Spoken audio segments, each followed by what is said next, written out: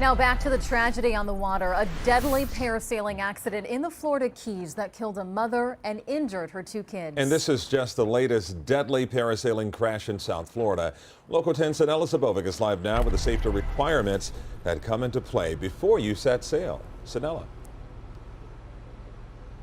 Well, Calvin, after several tragic deaths throughout the course of the years, a law was passed 8 years ago to tighten restrictions on not only the parasailing company owners, but also the captains that are responsible for passenger safety. And those in the industry say there needs to be more oversight, not only by FWC, but also by the Coast Guard. A woman who tragically lost her sister 15 years ago agrees.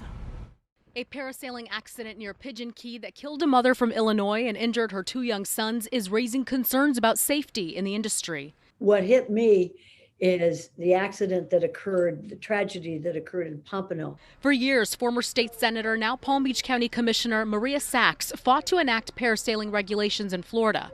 And in 2014, after several accidents and deaths, the White Mescal Act she sponsored, named after two victims, went into effect. I did it in memory of those who lost their lives, and I also did it for the future of Florida.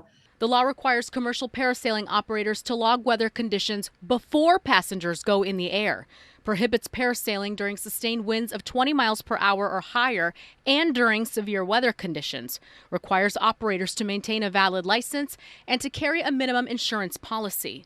The accident that happened on Monday is similar to one that occurred back in 2007, where 15-year-old Amber Mae White, who the law is partially named after, died after a line snapped on her parasail. Her sister Crystal, who was 17 at the time, survived the accident. She suffered head and brain injuries. Crystal tells me she thinks about her sister every day, but more needs to be done to save lives. I feel awful that this has happened.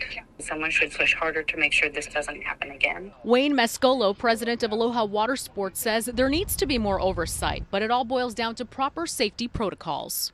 And all of a sudden the weather changes. You can't push that for one more flight. One more flight could kill somebody.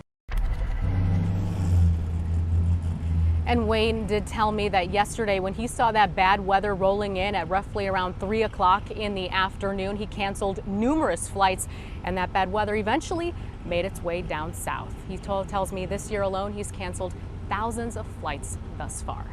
That's the latest here out of Fort Lauderdale. Sinella Sabovic, Local 10 News.